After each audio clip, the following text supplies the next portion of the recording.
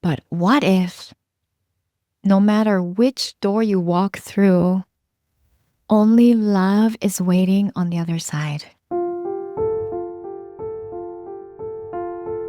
Hello and welcome to When We Are Healed.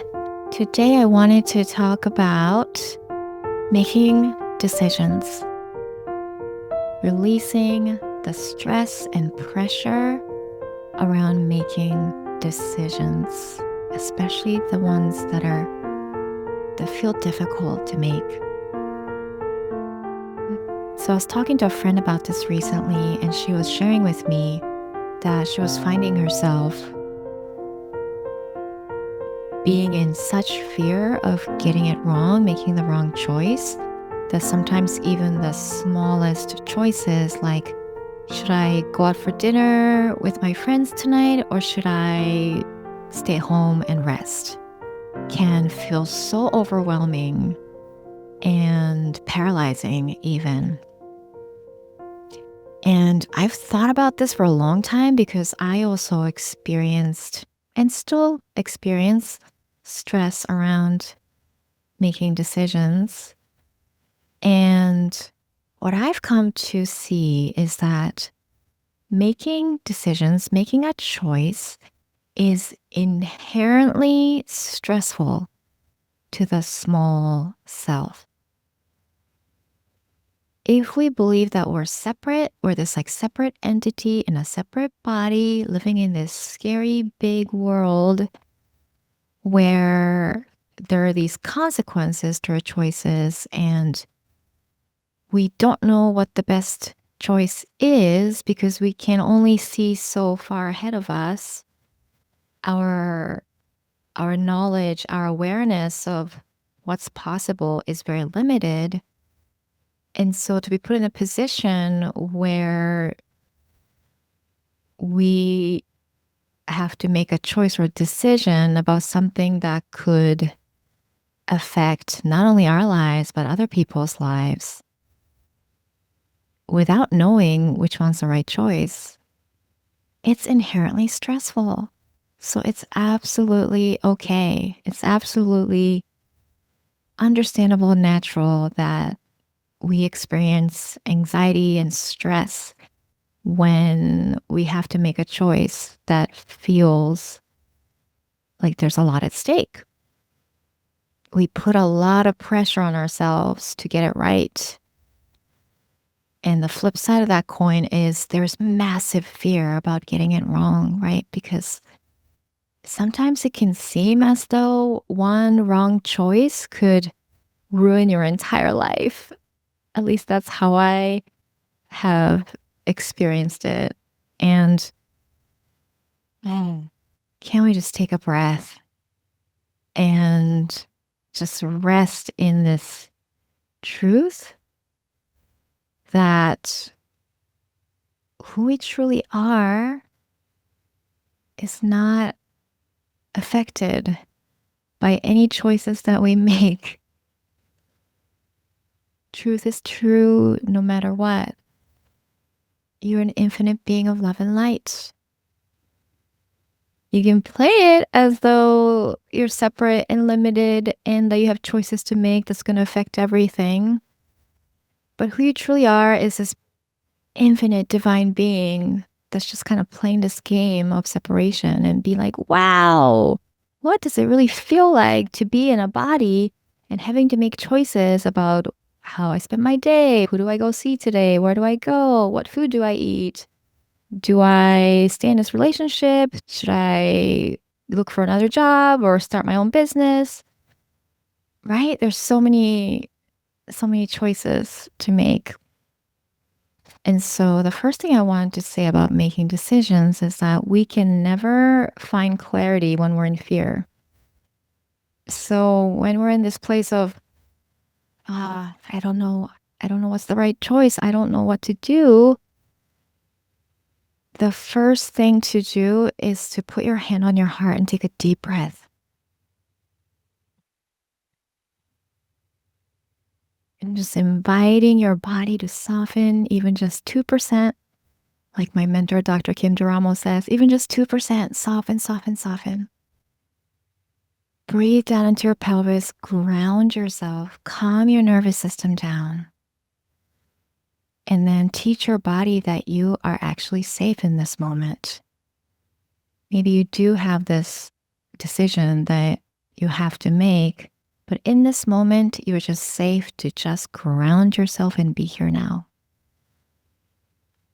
And once our system, our body feels safe, the mind can start to calm down. And then from that place, we have greater access, greater receptivity to guidance, to divine inspiration, to more information at a higher level. Literally, your energy body opens up so that it can receive more higher information when your breath is slower and steadier, and when you're feeling calmer and there's less stress hormones in your system. So that's number one, to bring your whole body into safety first. And then I would also like to share a couple of ideas, practices, and viewpoints that I've found to be massively helpful in taking the pressure off of decision making. And the first one is to turn it over to spirit. My teacher, Jennifer Hadley, would say all the time, give it to spirit, give it to spirit, give it over to spirit, give it over to spirit. And what that means is take yourself off the hook. Turn over any life decisions, any choices to that higher wisdom, higher intelligence, your higher self, Holy Spirit, Jesus, guardian angel, whatever, however way you connect with that higher presence of love. Just imagine handing this whole conundrum of this decision over to that higher power. Just imagine, what if there was this really powerful, actually all powerful, loving presence that loves you unconditionally and knows exactly what's best for you, what's highest for you, can orchestrate everything for your highest good, not only for your highest good, but for everyone's highest good, can see across all dimensions of time and space, unlike us in the small self. What if you could have that presence make that decision for you? What if, just what if?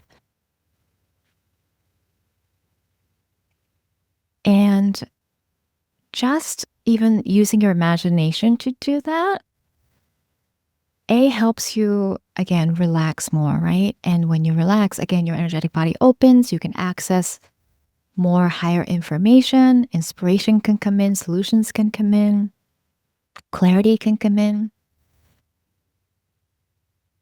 And so if you happen to not really resonate with this idea of spirit or angels or higher self or God, maybe this second tip that I'm going to share might be a better way to put it.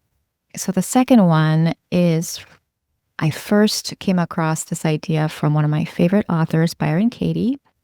And it's this idea that decisions are made independent of your personal will. And this sounds bonkers to the thinking mind, but this is her quote. We never make a decision. When the time is right, the decision makes itself. Right? That's Byron Katie's quote. We never make a decision. When the time is right, this decision makes itself. Mm. And again, it's actually the same as turning it over to spirit, right? Because spirit's not this like separate entity that's like floating above your shoulders, but the essence of life, the love that's in everything, the mysterious power that's in all things and moving all things. And if you really could just rest in this idea that it's not you, the separate entity, the small separate self that has this weight of the world on your shoulders to make decisions, but that this all present, all powerful, mysterious, loving power that's in everyone and everything is just making life happen. And life is just happening. And whatever your decision is, whatever you end up deciding is actually that spirit, that life moving through you to take that action or make that choice. So you, the one who's worried about getting it wrong, is off the hook. And the second point she makes about how the decision is made when the time comes, not a moment sooner. I also love that too, because my mind tends to mull over decisions that I don't actually need to make in that moment. Like, should I enroll in this course or not? For example. And let's say the deadline to register for the course is at the end of the month, and this is the first week of the month. Do I need to decide that yet if I don't know the answer? No. So I can just sort of like set that aside, put that on the altar, however way you want to picture it, and just let the answer come. And even if I end up kind of stressing over the decision last minute before that registration deadline, that's a much better way of spending those 3 weeks to not even worry about the decision until I have to, as if that worrying about the decision could move any needle. No, right? So decisions are made. We never make the decision. That's another idea. And I want to share a story about a place I was in about, well, several years ago. I had applied to art school to study illustration, and I got accepted, which was awesome, very exciting. However, after I got the acceptance letter, I found myself starting to wonder if I actually want to do this or not. And I mulled over it for months. I mean, like 6, 7 months, I think. I mulled over this for a long time because it was really hard for me to tune into whether my desire to go to this school was coming from a place of inspiration, pure inspiration of that would be so awesome to do. I would love to study illustration. Or if it was coming from a place of not enoughness and insecurity, because I was already working as a designer at the time. And do I feel like I need a legitimate art school degree to call myself a real designer? Is that why I want to do this program? Am I just second guessing a decision that could support my expansion? Or am I about to make a decision that's actually kind of an unnecessary detour just because I don't feel good enough? And it felt really, really hard to tune into that. And I also kind of judged myself for not being able to make a decision right away. Because I sat on that acceptance letter for a long time and I talked to so many people about it, each time getting a little bit of clarity. But the final clarity didn't come until the very last minute when I was doing a one-on-one counseling session with my teacher, Jennifer Hadley. And I brought up this decision about whether or not to actually do this program for 2 years. And I remember her saying to me in the session, Rieko, if you only had one more year to live, what would you like to do? And in that moment, as soon as she asked that question, I broke down into tears and told her, I want to go to North Carolina and do your spiritual counseling program. And honestly, I had no idea that answer would come until that very moment when she asked that question. And when the answer came, I was so certain that I was so much more drawn to this path of studying spiritual counseling and learning to hold space for others and assist others in connecting with their inner wisdom than spending 2 years studying illustration. And that's not a value judgment on art or illustration, right? Because I love to draw still, and it's a big part of me. But the point I'm making is that that decision, the clarity of, oh, actually, no, I don't need to go to art school. This path is calling me. This path really, really, really lights me up. It really, really, really speaks to my heart. That clarity didn't come until that counseling session, which was probably happening maybe a couple weeks before the deadline to accept the spot in the program. And so I definitely resonate with what Byron Katie says here about the decision is made when the time comes, but not a moment sooner.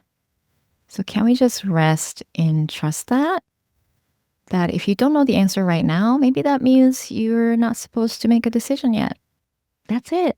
No big deal. And the last thing I want to share with you is a message that I come back to over and over and over again when I'm facing a decision that feels difficult.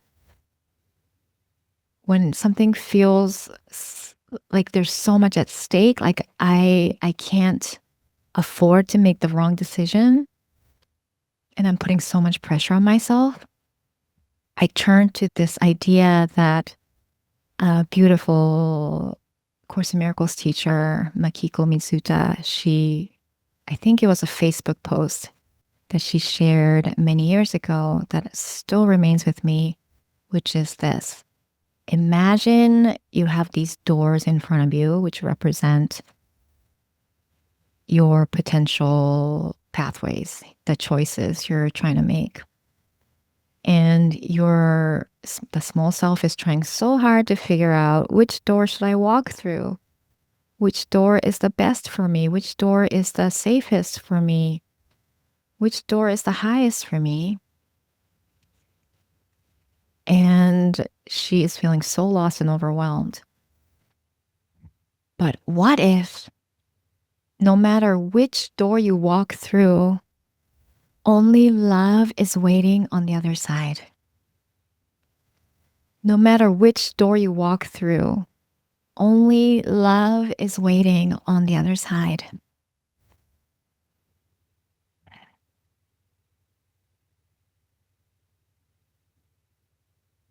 Do you feel something loosening, softening in you when you hear these words? Do you feel the resonance of these words? To me, it feels like such a relief and a release. Like, oh, and you know that that's a sign that this is the truth. That there's only love. There's an appearance of different choices and different consequences and different pathways. But in truth, there's only love here. You are loved and accepted and supported and guided no matter what. And what if it didn't really matter? It didn't even really matter which door you walk through. You'll always end up right where you are in truth, which is infinite love, true safety.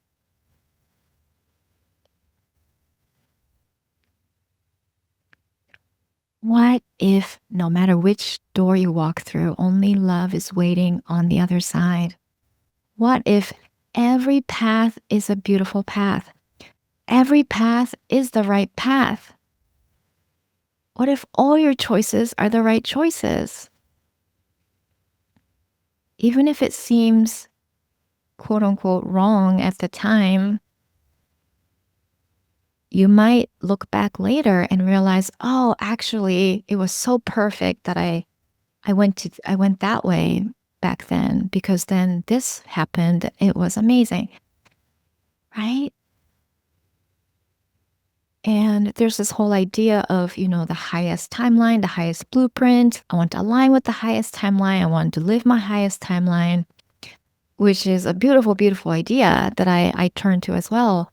But if that idea is causing you stress that, oh no, I have no idea which way is my highest timeline, and I feel like I can't afford to make a mistake because one wrong move and my whole life is ruined and I can never get to the highest timeline, right? That's not helpful.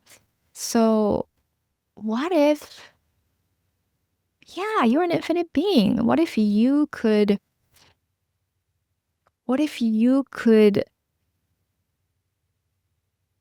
choose to go to your highest timeline from any point in time? What if you had the power to turn any timeline into your highest timeline? What if it was never too late to choose your highest timeline? Because this time, space, it's all an illusion, right? And you're infinite, literally infinite, limitless. So nothing limits you from going where you want to go from anywhere in time and space. So what if you can be on your highest timeline no matter what you choose? Again, does not make sense to the mind, and that's okay.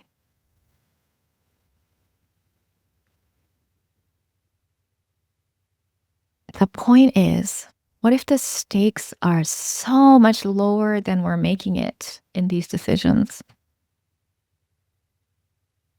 What if only love is waiting on the other side no matter what you choose? And if you decide to punt the decision into the future, what if that's okay too? What if it's okay for you to take as long as the slowest part of you feels safe to go and you never, ever have to make a decision before you're ready? What if you can take all the time you need and know that you're safe and worthy of choosing whichever door is speaking to you the most? What feels most exciting to you? What feels really sparkly to you? What lights you up? What feels fluid? What feels inviting? What feels like something that you would love to experience?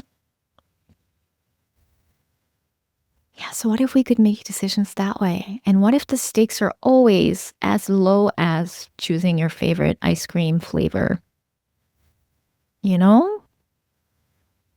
Oh, do I want chocolate?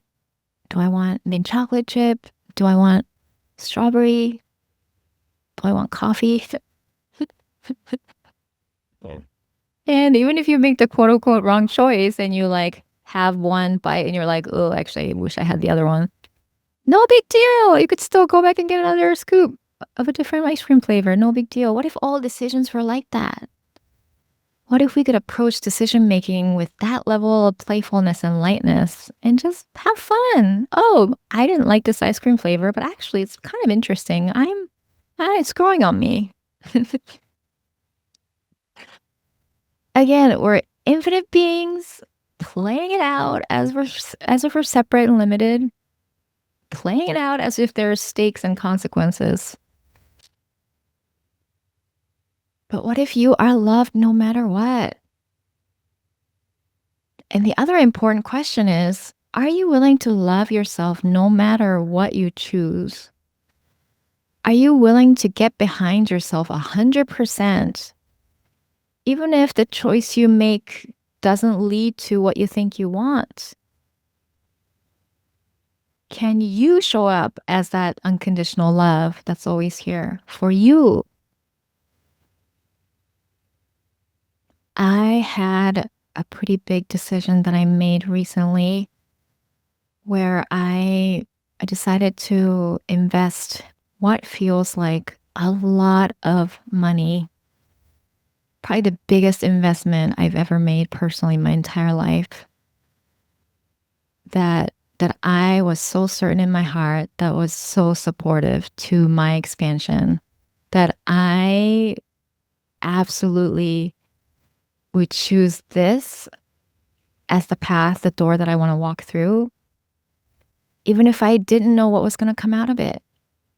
And there was so much fear around getting this wrong. It feels like really high stakes because it's a pretty big amount of money in Rieko's world.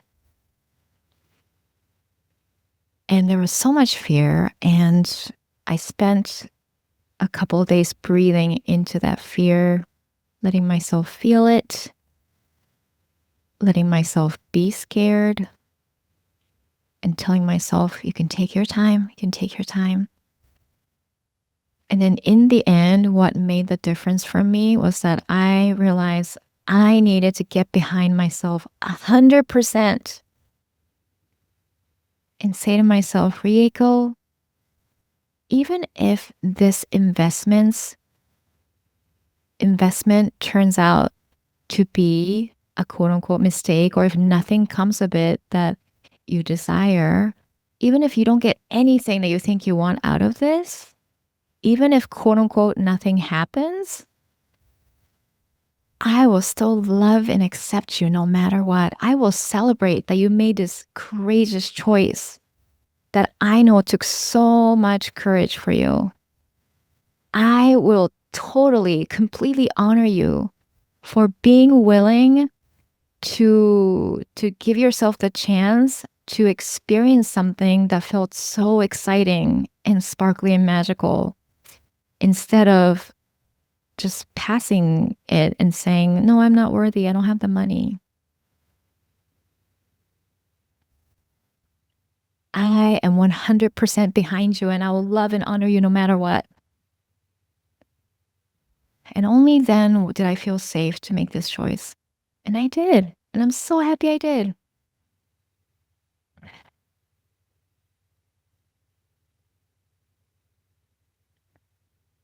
So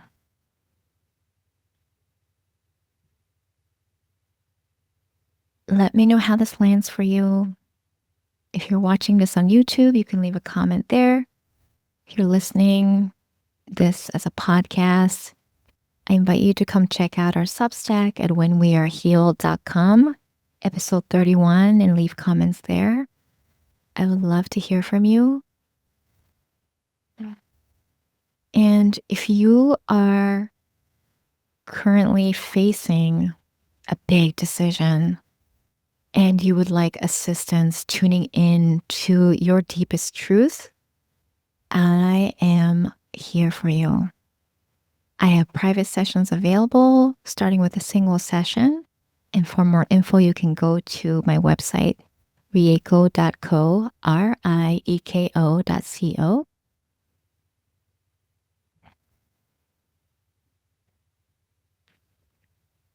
And again, what if only love is waiting on the other side, no matter what door you walk through? What if it's okay to let this be easy and fun? So I'll close this out with a prayer. Join me in closing your eyes if it's safe to do so. So breathing in love, and exhaling relief, gratitude. I'm so grateful that we never, ever have to make decisions by ourselves.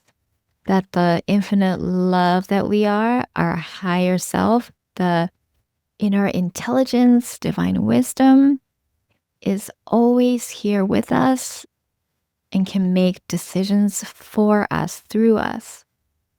And it's always made at this perfect timing, not a moment sooner. So we gratefully surrender any attachment to the outcome any root cause of the fear that says I can't afford to make the wrong choice. All of these ideas about mistakes and punishment, letting it all go now and opening up to our highest timeline unfolding no matter which way we go. The highest timeline's unfolding no matter which way we go. All of our choices are right choices. And so we give ourselves full permission. We intend to create a place of total safety for ourselves so that we can relax and tune in and listen to our heart and follow wherever our heart guides us.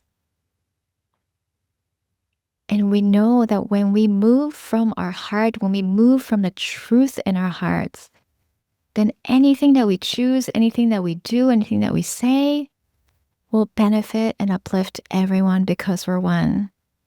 And we're so grateful that it is so.